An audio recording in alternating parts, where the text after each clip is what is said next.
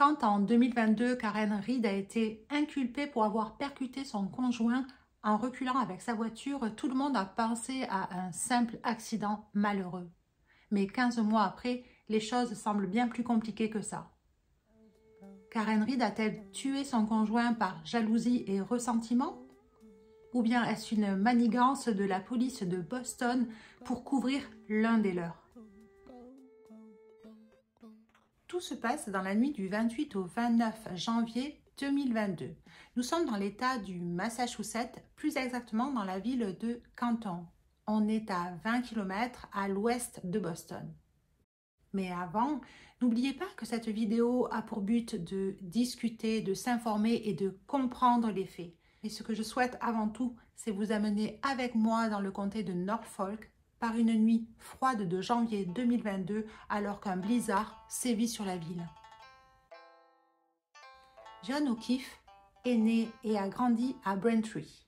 Il a fait son master en justice criminelle à l'université du Massachusetts et il œuvrait comme officier au département de la police de Boston depuis plus de 16 ans. C'était un homme grand et robuste. Il avait 46 ans au moment de sa mort. Selon ses collègues, c'était un officier efficace et exemplaire. Sa famille le décrit comme un homme qui ne se laissait pas faire mais qui avait le cœur sur la main. John avait pris en charge son neveu et sa nièce en 2013 lors de la mort de sa sœur Christine et de son beau-frère. Et il s'occupera d'eux comme ses propres enfants. Il était en couple avec Karen Reed depuis 2 ans. Karen Reed est une personne brillante. Elle est née et a été élevée dans la ville de Canton. En plus d'être professeure à l'université de Bentley, elle excellait comme analyste financière pour une grande société. Karen Reed passait son temps entre son appartement et la maison de John. En 2023, elle a 43 ans. Le 28 janvier 2022, en fin d'après-midi, la tempête de neige commence. Pourtant, Karen et John vont décider de sortir. Ils vont dans un bar qui s'appelle le McAfee et après, vers 22 heures, ils retrouvent dans un autre bar au Waterfall Grill and Bar 4 personnes. Il y a Jennifer McCabe et son mari. Et aussi la sœur de Jennifer McCabe, Nicole, et son mari, Brian Albert, qui lui est très important dans l'histoire. Ils vont passer le reste de la soirée avec eux. L'ambiance semble bonne et Karen dira qu'elle a beaucoup bu ce soir-là. À minuit, le bar ferme ses portes. Jennifer McCabe va proposer à John de continuer la soirée avec eux chez Brian Albert parce que son fils organisait une soirée d'anniversaire. Et il décide d'aller s'incruster dans cette soirée. John et Karen ne connaissent pas vraiment les Albert, mais ils vont quand même décider de continuer la soirée avec eux. Ils vont tous monter dans leur voiture et faire le court trajet qui les amène jusqu'au 44 Fairview Road. À ce moment-là, Karen et John sont dans la voiture de Karen, un SUV noir. Grâce aux caméras de surveillance, on sait qu'à minuit 11, Karen et John sortent du Waterfall Bar and Grill. À minuit 18, John texte Jennifer pour avoir l'adresse précise de la soirée. Ce qu'il faut savoir, c'est que John et Jennifer sont de très grands amis. Quand ils arrivent devant la maison, Karen annonce à John qu'elle ne veut pas en fait aller à la soirée, elle a mal à l'estomac, elle préfère aller se coucher. Donc, elle le dépose et elle va faire un demi-tour complet pour prendre la route qui l'amène chez John. Il habite juste à quelques minutes. Vers 3h30, 4h du matin, Karen se réveille et John n'est toujours pas rentré. Et apparemment, ça va beaucoup l'inquiéter. Ce n'est pas du tout dans les habitudes de John de ne pas rentrer même quand la soirée est arrosée.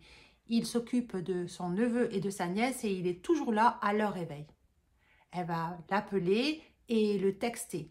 Elle le textera 49 fois. Entre autres, elle va aussi appeler des amis qu'ils ont en commun, notamment Kerry Roberts.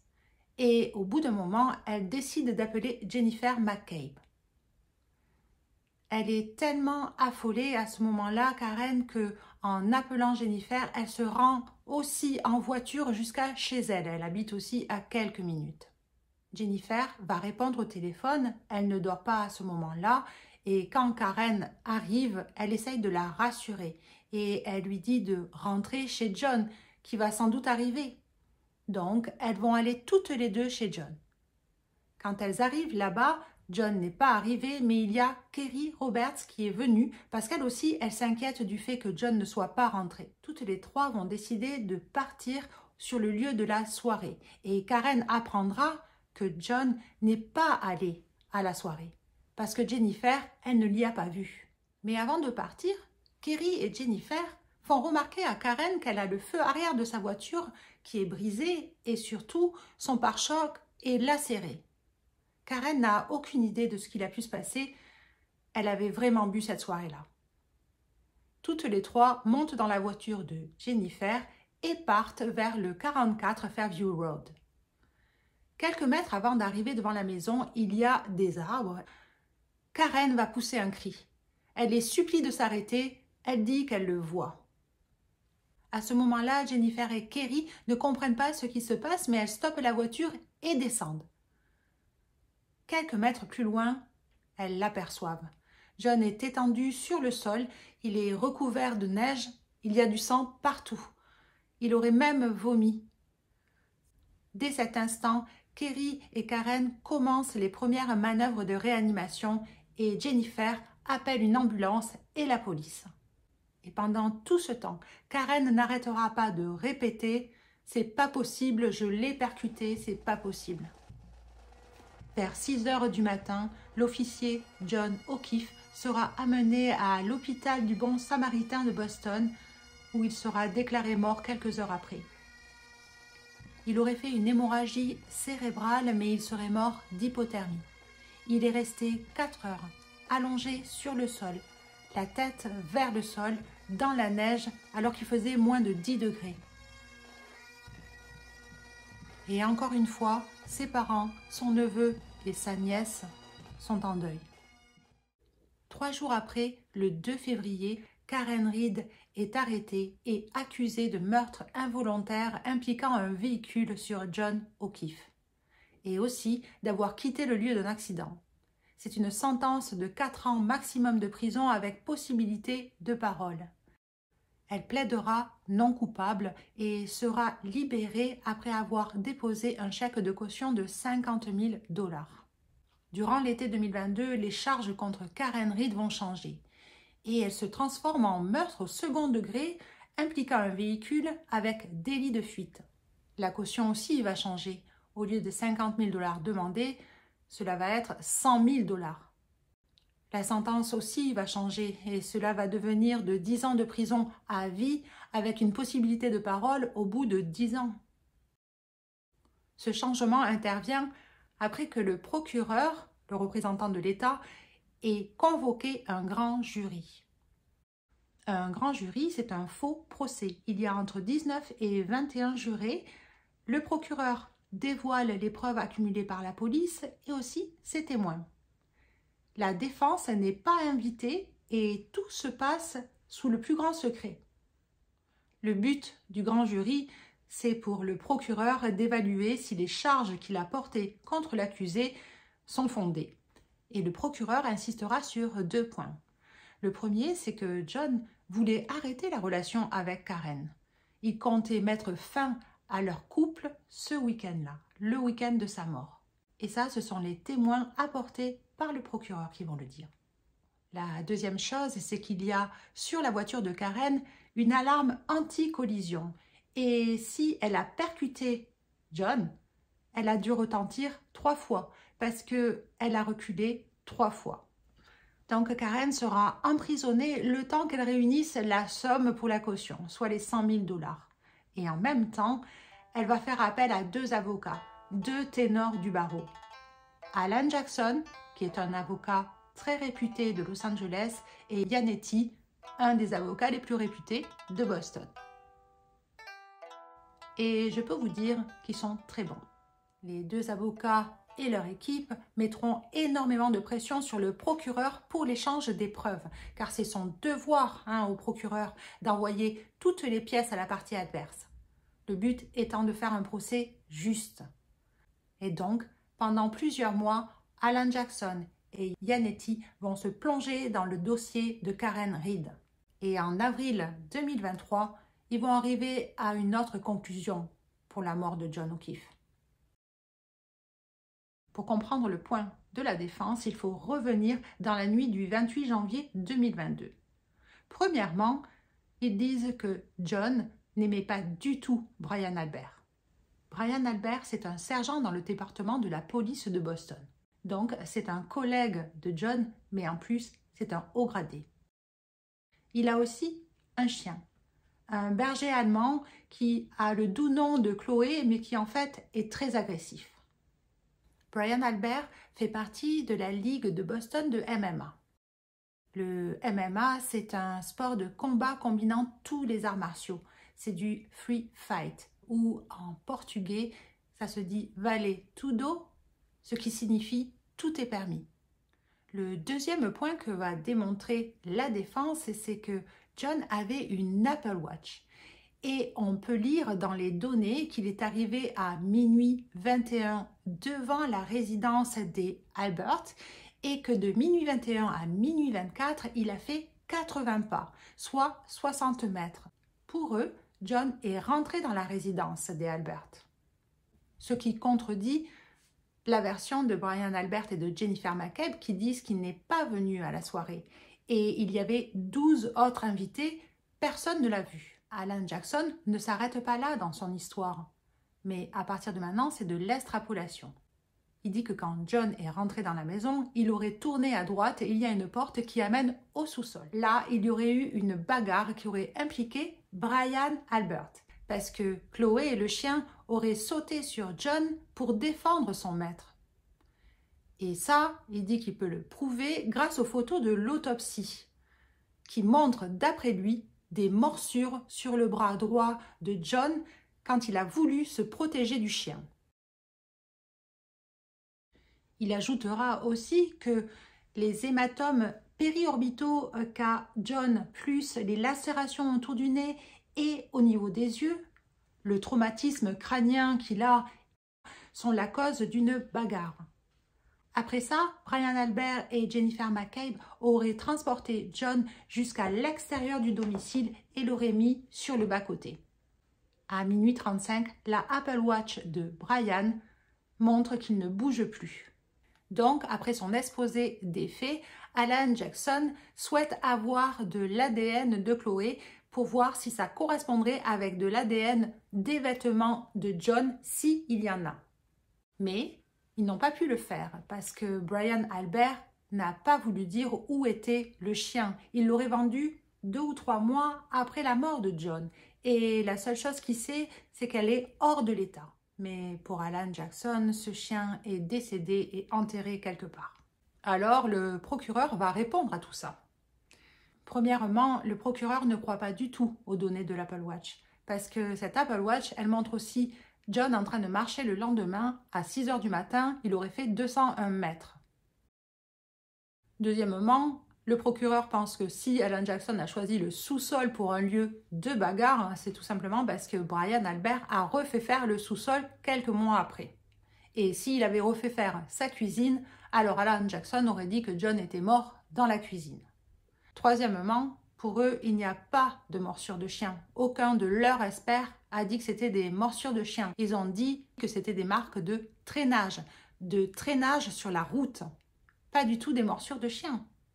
Alors, Yannetti va prendre le relais. Et pour lui, ils ont fait le travail du procureur de la police parce qu'ils ont trouvé une caméra de surveillance, exactement la caméra de surveillance qu'il y a chez John et qui montre Karen en train de sortir à 5 h du matin sa voiture pour se rendre chez Jennifer.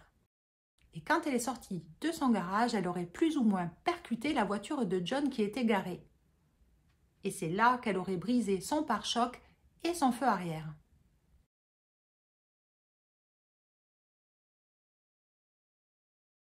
Le procureur va demander pourquoi il y a des morceaux de feu arrière de la voiture de Karen sur les lieux du crime. Alors, tout simplement, Yann Yannetti va dire que c'est une manigance, un complot de la part de la police de Boston. Et pour enfoncer le clou, pour mettre KO le procureur, Yann Yannetti va sortir un atout de sa manche. Jennifer McCabe, à 2h27 du matin, dans la nuit du 28 au 29 janvier, a fait une recherche sur Google. Combien de temps faut-il pour mourir dans le froid? Là, le procureur n'en reviendra pas parce que pour lui et pour ses experts, cette recherche a bien été faite, mais elle a été faite à 2h27 de l'après-midi le dimanche, après qu'elle ait appris que John était décédé d'hypothermie.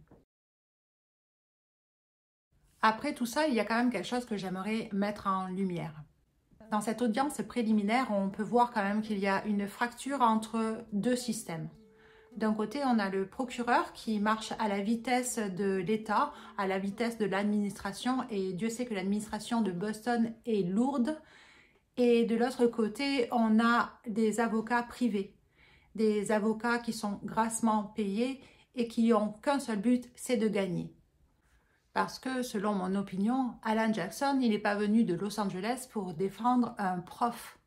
Non, il est venu pour se faire de la publicité en essayant de dévoiler un complot dans la police de Boston.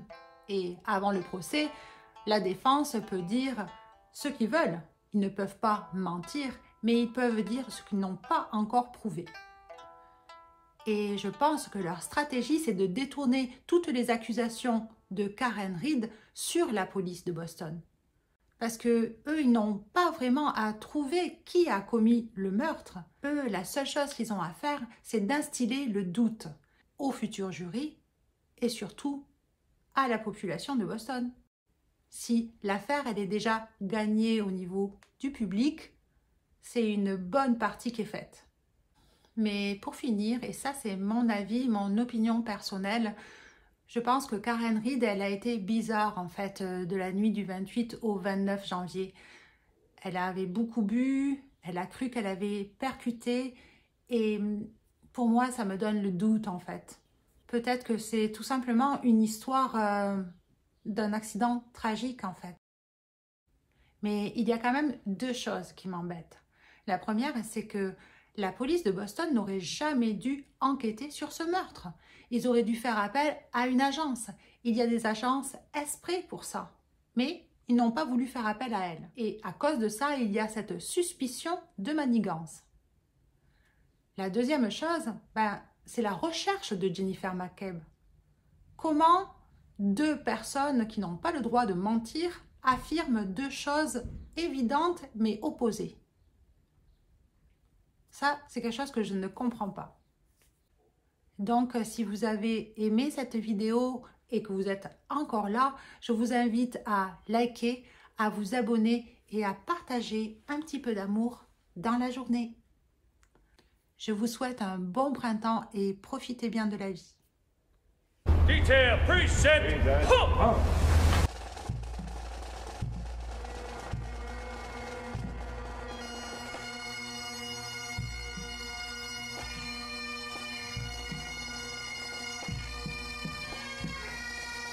Assisi Church.